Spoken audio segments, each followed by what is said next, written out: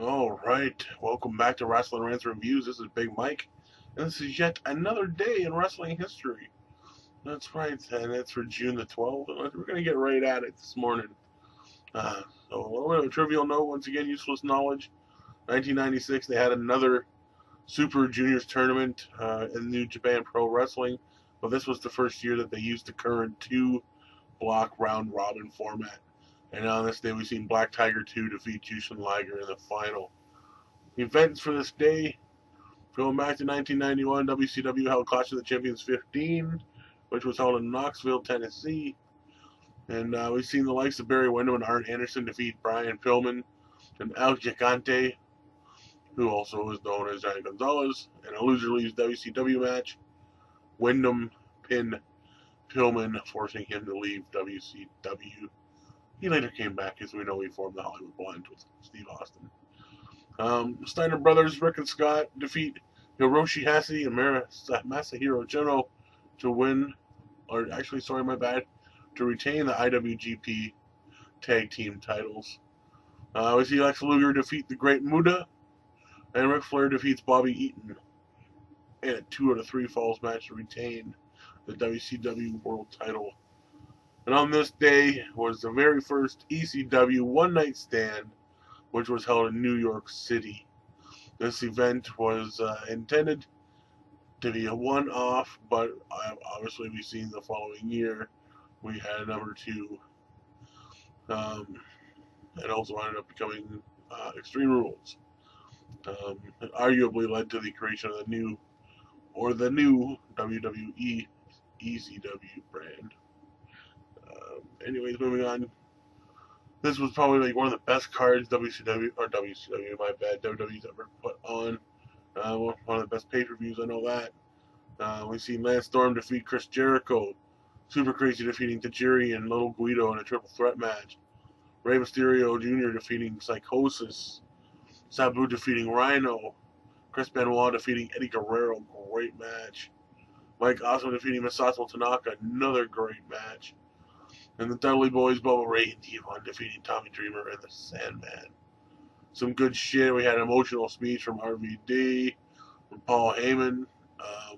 You know, some good stuff. An Austin Beer Bash at the end. They played. I don't know. They had interviews with people throughout the show from ECW, saying goodbye to certain people that have fallen in the past. So very good. Very good, very good. Title changes for this day in wrestling history: 1972. Bob Sweeten defeats the Stomper to win the TSW Brass Knuckles title. 1982. A spoiler. There's Weird Guy's favorite, the spoiler. It doesn't tell us 1 or 2, but that's the spoiler, defeating Frank Dusek to win the WCCW television title. 1987, Antonio Inoki defeats Masa Saito in the final of the tournament to become the first IWGP Heavyweight Champion. 1991, Jushin Liger defeats Norio Hanaga to win the IWGP Junior Heavyweight title. 1995, Kazuya Yamazaki and Takashi Iizuka defeat Junji Hirata and Shinji Hashimoto to win the IWGP Tag Team titles. 1998, Kenta Kobashi defeats Toshiaki Kawada to win the All Japan Pro Wrestling Triple Crown title. Fucking enough of the Japs already. 2000 on Raw, Crash Holly defeats Gerald Briscoe to win the WWF Hardcore title. 2001 on SmackDown, Test defeats Rhino to win the WWF Hardcore title. And in 2004, more Japs, Kendo Kashin and Yuji Nagata defeat Kaz Hayashi and Satoshi Kojima to win the All Japan Pro Wrestling Unified World Tag Team titles. And today in wrestling history, we have birthdays. That's right, of course, we have birthdays every day. Happy birthday to the ECW World Champion, Jerry Lynn, who turns 48.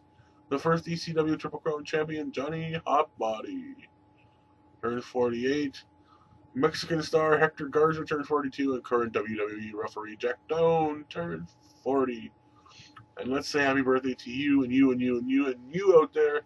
If you're having a birthday today, hopefully it's a great day. And hopefully you have a great year to come. And speaking of pay-per-views on this night and stuff like that, well, I really wasn't speaking of it. But pay-per-view tonight, our TNA Slammiversary. Um, you know, um, yeah, so it could be very interesting. I'm sure we'll all have our reviews afterwards. I may not. Depends if it becomes noteworthy. If you guys want to find out how to have a quick look at it, I may have an opportunity for you guys. So just inbox me, see how I can show you guys the pay-per-view. Possibly, depends. And anyways, I'm Big Mike, and I'm out of here. We'll see you on the flip side.